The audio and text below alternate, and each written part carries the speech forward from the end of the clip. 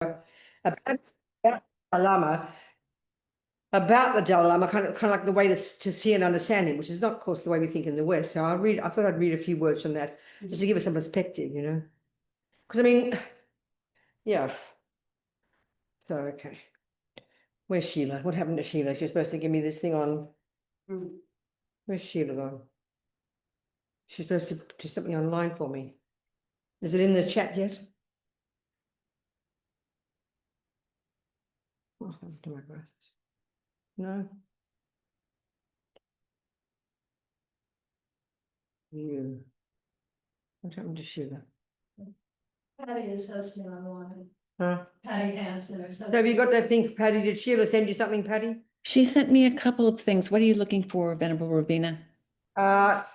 sending that, they sent that. Okay, that's right. Yeah, okay, good. So whatever you got there. I'll show you. Okay, there was one I want to read.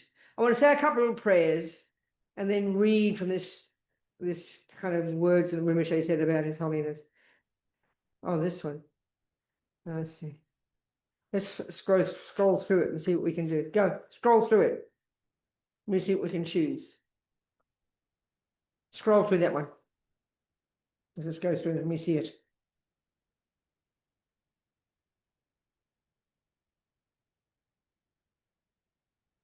Keep going. Let me see the contents. There's no contents. Oh gosh, I see. There's a whole ceremony. I don't want all this. It's too holy. All this is too holy. It's 60 pages. No, I don't want all this. Close it. It's too holy. What happened to Sheila? She's gone. Okay. So now I think, okay, what does it say? What prayer? Sheila, what does it say I do today? What does it say I do? You said you gave me certain prayers. I want to do the Heart Sutra. What else? Yeah, it was Heart Sutra. Let's just do the Heart Sutra. Let's just do the Heart Sutra. And then I would like prayers to lineage lamas. None of that. No. Where's the Heart Sutra? There we go. Let's do the Heart Sutra. And then I thought I'd read a little bit from Lama Zopa's words on the Dalai Lama. That should do the job, I think. And then we have a cake. All right? What do? Let's do the Heart Sutra. Okay, so here we're here. It's July the 6th. It's Dalai Lama's 90th birthday. So also we're doing this. We're greeting because we want. Okay, so we want him to last. We want him to live a long time. And why do we want that? Well, I'll read Lama Zopa's words. So I'll give us some perspective. Because I think we don't have any framework in our world. The idea of a Buddha in a human body doesn't sound. We just know he's a nice guy. That's about all we know. You know, he's got a bit about peace or something. Let's just see what the Buddhist view says. So we'll read Lama Zopa's words, but let's just do the Heart Sutra first. And why we're doing this is so we can create the cause to be on this path, to end up like the Dalai Lama, to be like him. He's an example. He's come on this planet in his human body. He doesn't need a human body. He's done the job. He's finished. He does not mean a bag of bones, but he's in a bag of bones. He's in a body looking like us, sounding like us, to show us how we can be. And so here we're reading the Heart Sutra, which is giving us the imprint of putting the imprint in the mind of the Buddha's views about reality, final reality, how things finally exist, the ignorance of which is what causes us to be in misery. There's a Buddha's view. So we'll so here, first of all, we'll just visualize ourselves at Rajgriha. It's a place in India. Vulture's Peak, little spot up on a hill, very small, very clear. And Buddha did many of his teachings there, apparently. And this particular teaching, like many of his teaching, he gave it in this particular way. He's sitting there in meditation, kind of blissing out, but he's channeling his thoughts into the minds of his disciples who are then giving the words, doing the words. So it's one of those here. So there's Shariputra, one of his main disciples, and Avalokitesvara, 10th level bodhisattva style. He's in a human form, having a chat, you know. And Shariputra asks a question, and then Avalokitesvara answers it. And it's actually Buddha's teaching, but he's saying the words. And of course, it's also a bit abstract for us because it's a framework that isn't the modern scientific view. So what Avalokitesvara says, what Buddha says, is that basically he lists all the categories of phenomena. It's a kind of the categories of how the Buddhist worldview, the way Buddhism describes the contents of the world. And something an inclusive list, you know, the five aggregates, the 5 components of a person, in fact, of the entire impermanent universe. the Four Noble Truths, the 12 links, the 18 constituents, the six sense, which is the six sensory consciousnesses, the objects of the six sense consciousnesses. So it covers everything in the universe. And basically what Buddha's saying is we've got to see all of these as empty. Of course, we have to understand what that means. Meaning they lack the intrinsic nature that the ego thinks they have. So the seeing of that is the realization of emptiness, and that's the wisdom Buddha talks about, just briefly. So by saying these words of Lord Buddha's, put the imprint of this in our mind so that we can realize it. Okay. So thus did I hear it one time. Either say the words with me or just contemplate, taste them. So thus did I hear it one time. The Bhagavan was dwelling on mass of vultures mounted in Rajagriha together with a great community of monks and a great community of bodhisattvas. At that time, the Bhagavan was absorbed in the concentration on the categories of phenomena called profound perception. Also at that time, the Bodhisattva Mahasattva Arya Avalokitesvara, not in the deity form, but in the human form, he's in a human form, looked upon the very practice of the profound perfection of wisdom and beheld those five aggregates, these components of a person, also of the world, also as empty of inherent nature. So then through the power of Buddha, the Venerable Shariputra said this to the Bodhisattva, Mahasattva, Avalokitesvara: how should any son of the lineage who wishes to practice the activity of the profound perfection of wisdom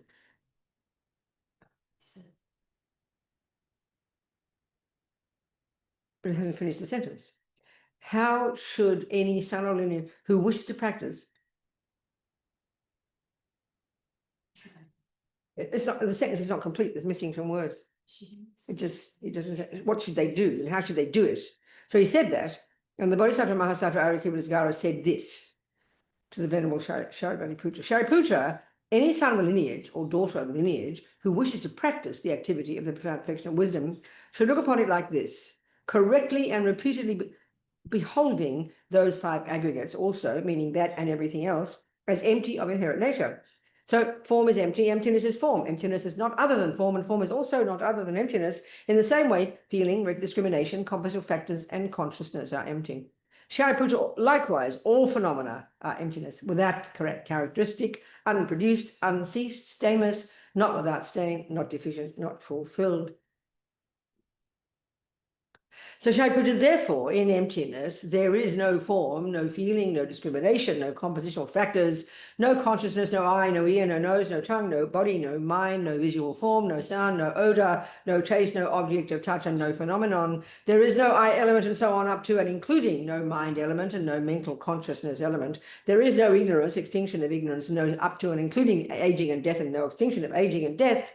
Similarly, there is no suffering, origination, cessation, and path. There's no exalted wisdom, no attainment, and also no non-attainment. Shariputra, therefore, because there's no attainment, bodhisattvas rely on and dwell in the perfection of wisdom, the mind without obscuration and without fear. Having completely passed beyond error, they reach the end point of nirvana. All the Buddhas who dwell in the three times also manifestly, completely awaken to unsurpassable, perfect, complete enlightenment in reliance on the perfection of wisdom. Therefore, the mantra of the perfection of wisdom, the mantra of great knowledge, the unsurpassed mantra, the mantra equal to the unequaled, the mantra that thoroughly pacifies all suffering, should be known as truth since it's not false. The mantra of the perfection of wisdom is declared. Ta Shariputra, this is ridiculous, books. They've left it all out. It's left out. Look, the mantra's not even there. Oh, there it is. I'm sorry. Excuse me. That's me not seeing the mantra. Maybe I saw the absence of the mantra. Aren't I clear? Tata, I thought it was a heading, you see. Tata gate gate paragate parasangate bodhisattva. See, I said it with certainty. People say to me often, are you sure? And I'll say, even when I'm wrong, I'm sure. Yeah. Then I can quickly change, I don't mind. Yes. Shariputra, the Bodhisattva Mahasattva, should train in the profound perfection of wisdom like that. Of course, the like that, you have to learn, you know. So the Bhagavan arose from that concentration, and because he was sitting there in bliss, in meditation. So this entire sutra, these words are spoken from the perspective of a person in meditation on emptiness. Arose from that concentration, commended the Bodhisattva Mahasattva Arya Avalokitesvara, saying, well said, son of the lineage, it is like that. It is like that. One should practice the profound perfection of wisdom, just as you have indicated. Even the Tathagatas rejoice. The Bhagavan, having thus spoken, the Venerable Shariputra, the Bodhisattva Mahasattva Arya Avalokitesvara, those surrounding in their entirety, along with the world of gods, humans, asuras, and cadavers, are delighted, overjoyed, and highly praised that spoken by the Bhagawan. Okay, that's the blessing of those words. So now let's read Lama Zopa's words. Open up that article that she sent you, Patty. You sent it, right? Where's she gone? Yeah. She's not here. Okay, No? there she is. You sent her to the article. Patty, open up that article, click the link, and let me see it, and I'll read some of it. I find it's helpful to read Rinpoche's words about Dalai Lama, giving us a perspective from the perspective of a holy being who sees this reality.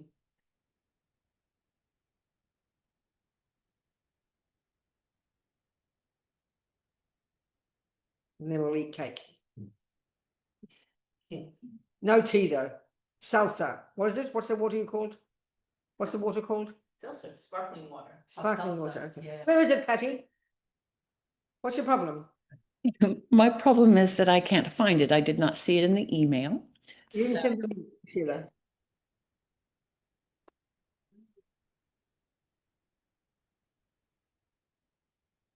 It's a link to an article on Lama Yeshe Wisdom Archive.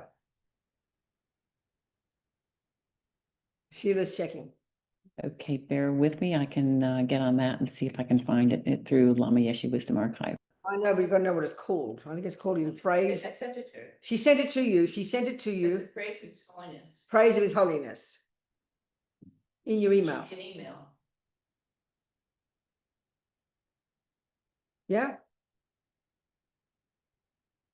Is Unmute. it in that large document that we Not put? in a document, it's a link to an article in Lama on Lama Yeshe Wisdom. It's a link to an article on Lama Yeshe Wisdom Archive. Okay, I have many obscurations. I do not see it. Can she send it to me real quick again?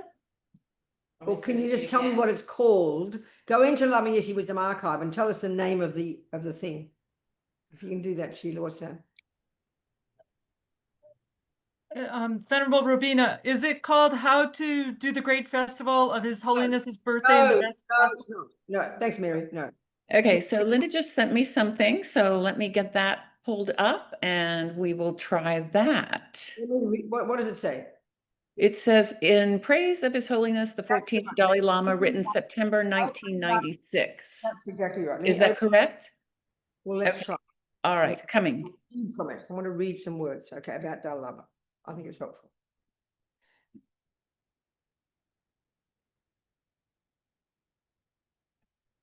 Okay.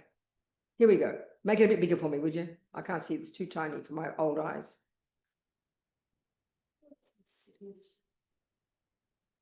Can you make the words bigger for me? Patty? Try more. Go more. Bigger, bigger.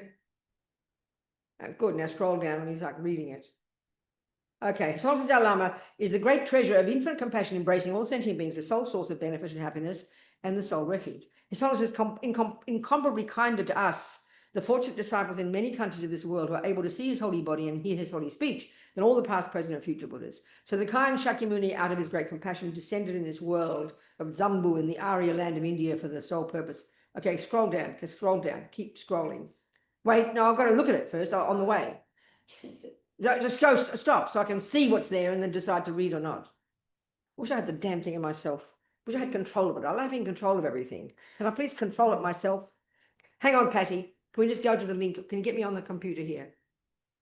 Patty, Sheila, can you get me onto Lama Yeshe Wisdom Archive? So, Patty, you can relax.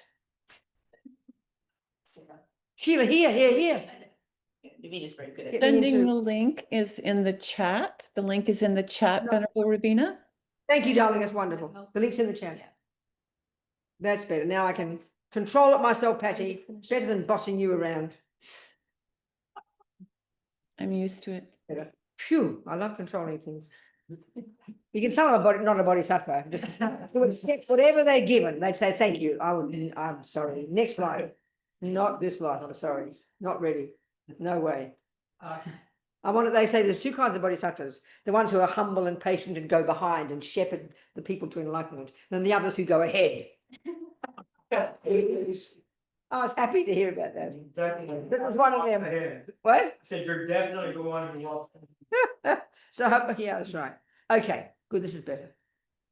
All right.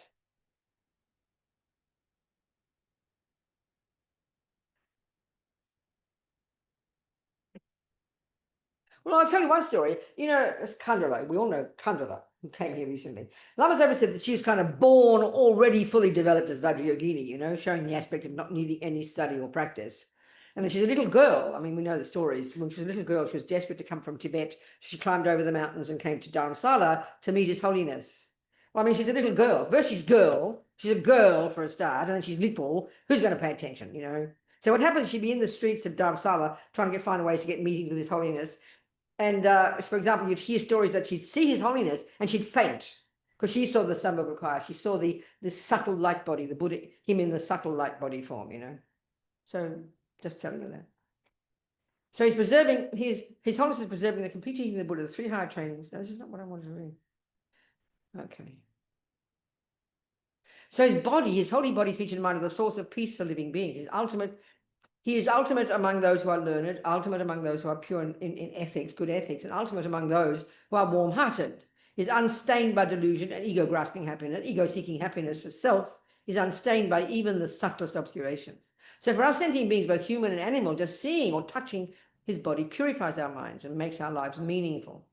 It brings unforgettable peace and happiness and plants the seeds of liberation. The ever-loving smile and compassionate face of His Holiness radiates warm rays of light that pacify all fears.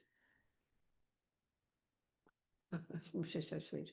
But it's true. I remember when, I think I mentioned this before. I remember when Lama Zopa invited FPMT invited His Holiness to Australia, and then again to Europe. So first of all in '96 in Australia for 2 months, and then in Europe in '82, Lama Yeshe invited. And I remember I was traveling with the group because I was one of Lama Yeshe appointed some of us to be bodyguards for His Holiness. So we traveled with him for 6 weeks. And when you saw him up close like that, he was just this ordinary, funny, direct, no-nonsense person. But everybody was just captivated. You couldn't help it. They didn't have to know who he was. Everyone was captivated by him. And that's the power of a whole, I mean, incredible, you know. He was people moved, there were tears, ordinary people. Remember these Italian security guards, these arrogant boys with their machine guns on their shoulders, have to guard this weird looking dude, you know. By the end of the 10 days at this center, he had him in the palm of his hand. They just adored him, you know. Remember in Australia, they're saying the police who were on his detail for like 2 months, totally moved by him. The press, the media, everybody who was with His Holiness always said you always felt you were his best friend. I mean, you can't pretend those things, you know. They're the proof somehow of his qualities, isn't it? So in the short time it takes you to hear his words, they receive it. People always are deeply touched by it, you know. Western countries are highly developed in the fields of science and technology and psychology and so forth, and yet they're unable to find answers to many of the complicated issues of life. So true. So there's many unresolved doubts and wrong views concerning economic, legal, and social. In each of His Holiness's holy words is a sword that immediately cuts through these problems. His speech takes care of the earth, living beings inhabiting the earth.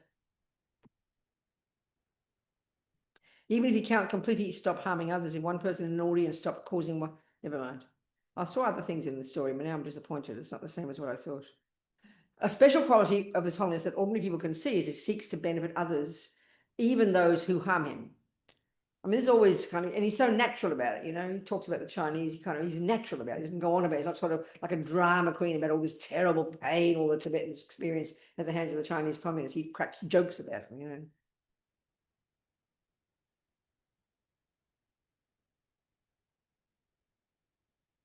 Right.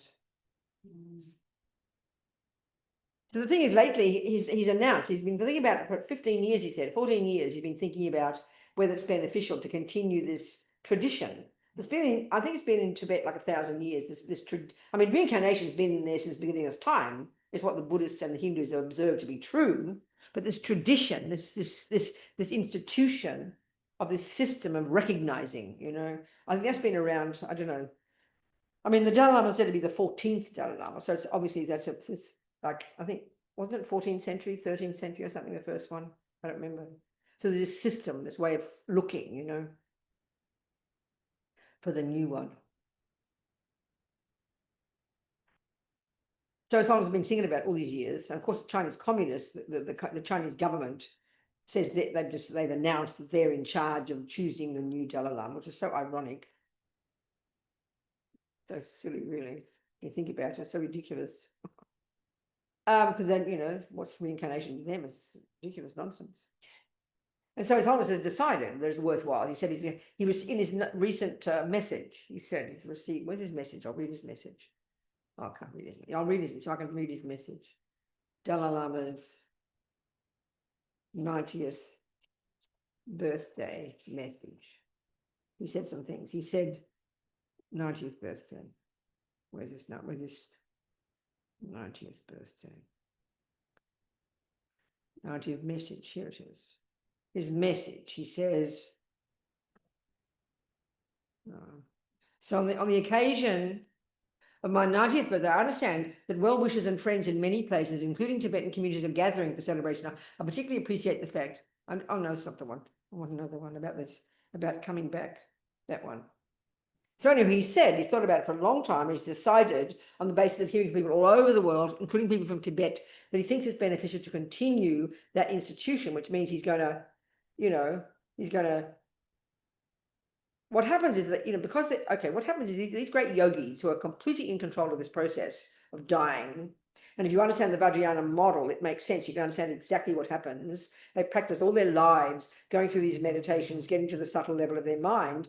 And then when they die, they're completely ready for it. So they can go through the stages of death, and the great holy ones, and they can completely in charge. They plan in advance. They know exactly where they're going to get reborn. They're in charge of it, right? So then these holy yogis, they know exactly where they're going to get reborn. And then they sometimes announce it in advance or leave little messages, So he's decided he'd do that. But he's also talked about how somehow a person who's already fully grown. So I don't understand all that, what that means. I don't understand that one, because it's said to be the same consciousness.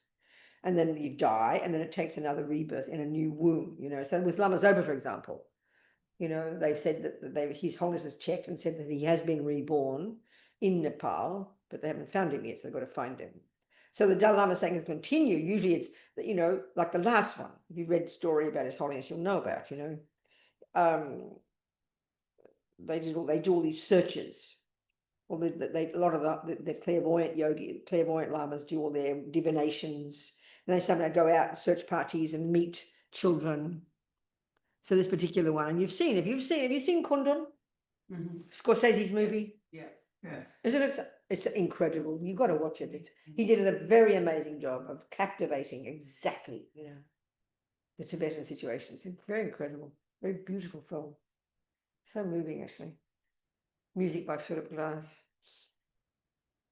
Anyway, so they find the person. So His Holiness is said to, apparently from the time he was a little boy, this Lama did some big, there's this lake, what's it called? What's that big lake in Tibet? Lama Zopa calls it like television for Buddhists, because they look in it and they see visions. What's it called, that lake? Big lake of Padalama, I think, Padalama.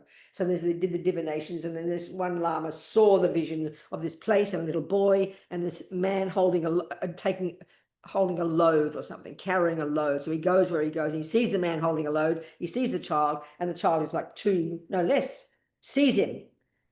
And that's right, and the monk, it's a monk actually, his previous attendant, who's dressed up like a layman, but he's wearing His Holiness's 13th Dalai Lama's mala, and he's holding the 13th Dalai Lama's walking stick. And this little boy comes out and says, that's my mala, and takes it. That's my stick, takes it, and announced, Anyway, all these types of stories. So the new one, but of course it'll be controversial for the Chinese because they want to say it. So there'll be the Chinese view of the Dalai Lama. So we're going to put him out there, and there'll be the real one. So His Holiness has also promised he'll be born out of Tibet, which will be safe, of course. So let's see how it plans out, But I mean, for me, that's encouraging because at least it shows its interest from people to have another person, to have someone. I mean, the world needs good people like this, whether they're Buddhist or not. That's what I see very surprising about Dalai Lama. People know what he thinks. They know about reincarnation, but Christians love him, Muslims love him, people love him, which is kind of powerful to have a person who's got a particular view but doesn't dump on other people, I've seen that. It's very surprising, very interesting to see that. What I also find about Dalai Lama very inspiring for me is because he's very, when we think of a person who's humble and peaceful, we think of a quiet, mousy person. But he's bossy. He's tall. He's charismatic. He's strong. He talks fast. He shouts. I'm such a relief to have an example, shout happily. But I mean, so it's sort of like, it's not what we think of as a humble person. We think of that as an arrogant person. So that for me is so encouraging. that he can be ordinary. I mean, that's what he shows, the aspect of being ordinary, which is why people love him so much. I think it's encouraging, no artifice, no pretending, no holy aspect. And yet it's undeniable he's holy. There's no question. When you go to these, especially if you've taken initiations and empowerments and teachings from him, there's no question,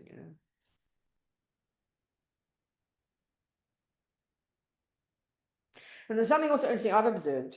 If you're very familiar with Tibetan Lama's teachings and the Tibetan tradition, it's steeped in this incredible humility that you might accept that person sitting there teaching, like maybe there's one of these so-called high lamas, these recognized, top people. But when they tell stories and they read from the text, they never talk about it from the I point of view. It's always objective. But His Holiness, to suit the wet, for example, they'll always talk about, there's this one story, we know they always talk about how they say I have no qualities. I have no qualities. I'm not renowned. I'm not realized. So Westerners get upset about that, because if we think, this man apparently in Wisconsin, Lama's overquotes this story in a teaching, and His Holiness yet again said, and I don't know anything. That's how they talk. And Tibetans understand that, this aspect of humility, And then this American man, he was in tears. He said, if you don't know anything, what hope do we have? Which is a really good point. And he kind of backed off and said, I know a few things. So this whole way of showing this humble aspect of never admitting to any knowledge is confusing for us in the West. We need a person to be sounding confident, do you understand?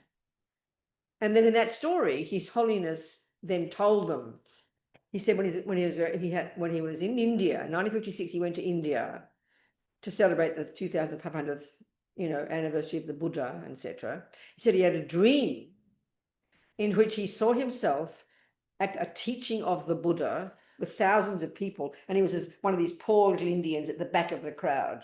He said he remembered that. Well, that's encouraging. If you want to believe those stories, But I don't know anything. So I see, my own observation is, over the years, he teaches in a very different way. He teaches in much more, he brings himself into it. When I was 16, I felt this, and I think I realized that, completely unlike the Tibetans, because that, speaking to us, really helping, talks in a very down-to-earth, practical way, quoting his own experiences, talking about himself. That's very encouraging, for us modern people. Is how we talk. He's so kind, in my opinion, so kind doing that, and being very down-to-earth. I remember in Sydney one time, this man was complaining about his sister or something in a question session. What would I do? He said, what I do? I'd tell her to go to hell. Just like that, it shocks people, but it's wonderful. Or people have long philosophical questions, and you say, I don't know. That's it, end of discussion, It's very encouraging.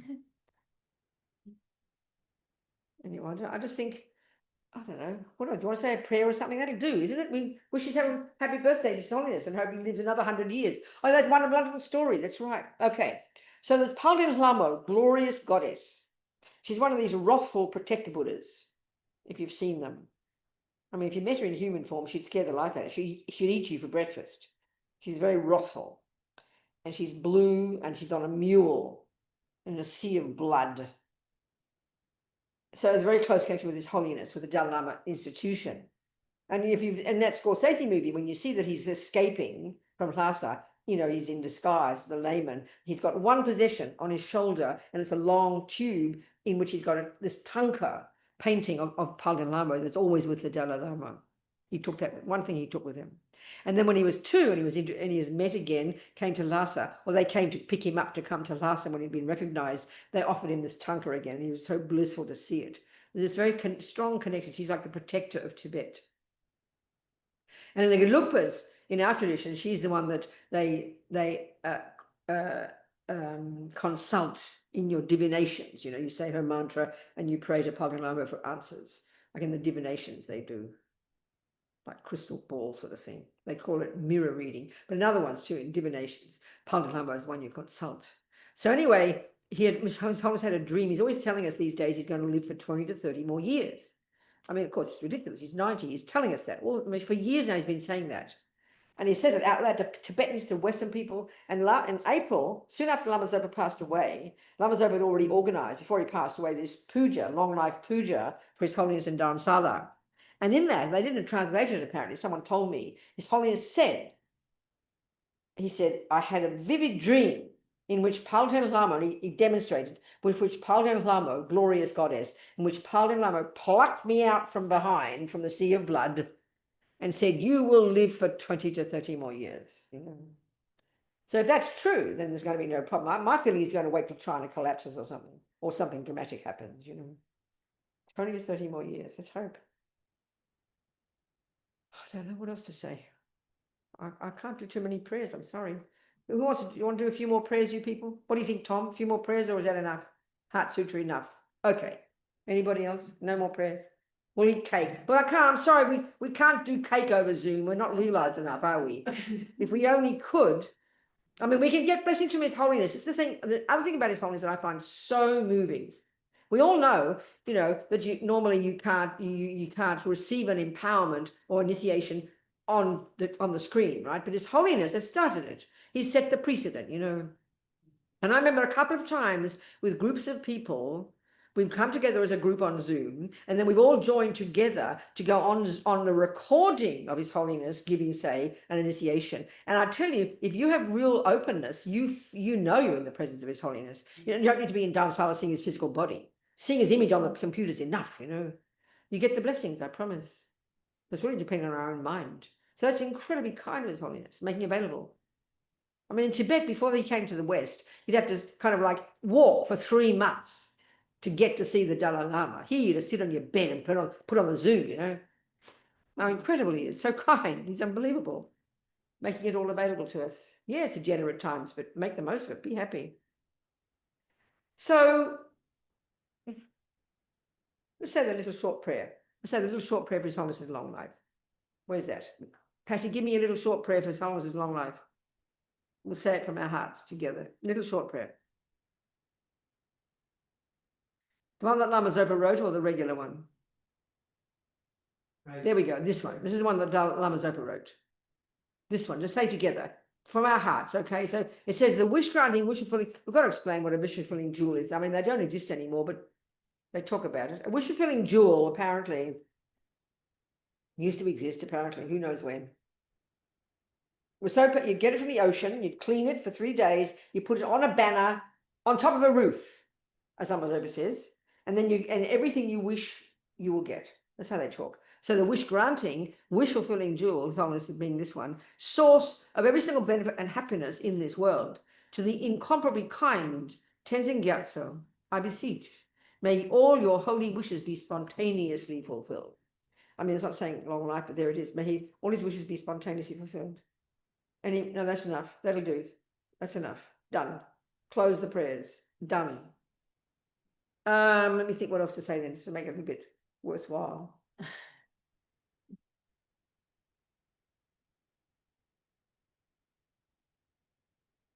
So I think the main thing, the other thing too, I always say this when we do our prayers on Saturday morning, we have this session, we do 30 minutes doing this particular practice that His Holiness got us to do to create the cause for Lama Zopa to come back. So sometimes I think we have a tendency to think, well, you know, if the Dalai Lama is a holy being, and if Lama Zopa is a holy being, they know what they're doing. Why do we have to ask them all the time? It just sounds kind of rude, you know, being very bossy. Please do this and please do that and knock on their door continuously. I mean, we feel it's like pushing. But this is the whole thing. We've got to understand it's dependent arising. I use the example always. Let's say, you know, you're the best doctor on the planet. You've got the herbalist and you know every possible medicine for any human being. But your hands are tied completely, are they not? You have total knowledge, but if no one comes to your door, if no one requests you for your knowledge, you can't do anything. So it's dependent arising. It's dependent arising. So our requesting, our wanting. If you go to this herbalist and comes and sets up an office and puts their sign on their door, but no one comes knocking on it, they will go. But if you come knocking on that door, please heal me, they'll do their job. That's what we're doing here, creating the cause, connecting to His Holiness, wanting Him to live long and long, endless. This is why the importance of ceremony and these prayers and these practices and these pujas and these writing letters. And for 15 years, His Holiness has said, as a result of all this interest, if he got no interest in the last 14 years, he would have said goodbye to the Dalai Lama institution. It's obvious. It's dependent arising and so important. So we are part of this. We are one side. We want him to come, please come. But sometimes we feel a bit embarrassed by that. They even say when you want something, you ask the Lama 3 times. We think that's very rude. We don't want to be seen as pushy, you know. Be pushy. And even these Russell Buddhas, Palalamo, you gotta boss them. You do your job. So we're going to tell the Dalai Lama, you stick around, mate. All right. A long time, and then come back quickly in a brand new body. You have another 100 years of you. Because we've got to come back quickly. So may we keep close to him, put it that way. So may we all, by being here together, eating his chocolate cake, which we're going to bless. Where's that chocolate cake, Shiva? Bring it down. Come here. Bring it here. We'll bless it. We're going to bless the chocolate cake. You have to get, we've got 5 senses, okay? So you can satisfy your visual one. And that's about it. I'm sorry. We can get this one. Where's the cake? Come on. It's Put it here. beautiful. Look So at he that. give us a heel. Show the people. Yeah, yeah. Here's our chocolate cake for His Holiness. Sheila got it. Flowers. Here's our chocolate cake. Can you see? There it is. Look, don't want to spill it. Oh, no pun There it intended. is. We're going to offer. So we think of it. Okay, we think of it. Let's think of it now. Use our creative imagination. We think of it as we think of it in the sky. Okay, and it's suddenly as big as the universe, with the most divine chocolate cake, the most divine little pink roses and green leaves on it, as big as the universe. And then we bless it. We imagine melting into it all the energy of the enlightened body, speech, and mind of all the Buddhas of the universe in the form of Om Ahom, Om Ahom, Om Ahom, melting into it and making it transcendental nectar, okay, as big as the universe. That's the first step. Now, the second step, we are going to offer it to His Holiness and all the holy beings of the universe and all the suffering beings of the universe. So this is when the more we understand karma, that every thought we have doesn't just disappear into smoke and just smoke. Every thought we have has a powerful effect on ourselves and indeed on everything else, right? So all these thoughts. So as Lama Zopa says, the very meaning, according to the Vajrayana, according to the esoteric teachings, Tantra, the very meaning of the word to offer is to visualize, imagine the recipient, here the Dalai Lama and all the beings of the universe, experiencing the joy of receiving. He says that's the very essence of the meaning of the word to offer. But think that, you know, think that. His Holiness, Oma, is as big as the universe, Oma Hung, Oma Hung, Oma Hung. Lama Sangha Lama Che, Dejin Lama Gedon Te, Kongi Jeva Lama Te, Lama Namla Chirpa Bull. And we imagine His Holiness blissing out and agreeing he'll live as long as possible and come back quickly in a new body as a long time in the future. And all the other beings experiencing joy as well. And all the suffering sentient beings receive everything they need, calm their minds and give them everything they need. Okay, think that. And you can get the pleasure from seeing it. You can satisfy 1 sense, your visual. We're going to satisfy 2, maybe 3. Touch, you don't want to do that one. It's a messy one. Smell, oh yeah, smell. We can smell it. We can taste it. We can see it. We can touch. We don't want to touch it though. So we've got 4. And see, you can't hear it. We're not suffering enough. So we can do 3 senses. So please enjoy the visual, all right, of the chocolate cake. So I think that's our ceremony done, all right? That do? Can we enjoy the cake now? Yeah. And you come next time. So then we dedicate a short little ceremony of a few thoughts to want to be close to His Holiness and want to become like him. Why he's in a human form on this planet is to help the world. And the most direct way we can see it is, hey, I'd like to be like that. So whatever you did, Mr. Dalai Lama, I will do the same. Think that way. Keep close. And may we become like him as quickly as possible. Okay. Changchod semchog rinpoche, makie panam ke gyuchig, ke panyam pa me payang, gong ne gonju heba shog. All right, sweethearts. Thank you. I'm going to close the computer now. Goodbye. See you next time. That keeps it still there. Hi. So close it down. Who closes it down? Who closes it down? She closed it down. Patty. Who closes it down? Patty. Who? Patty. Patty closes it down. Patty. Goodbye, Patty. Thank you. Goodbye. And thank you, everyone. Thank you, sweethearts. Bye. Thank you, Patty. Thanks, everyone, for your help. Have a great Sunday. They're having a chat. Okay. All right. So let's have cake. And Oh. where it is. Salsa. Salsa. Bye, guys. Oh, spritz is like a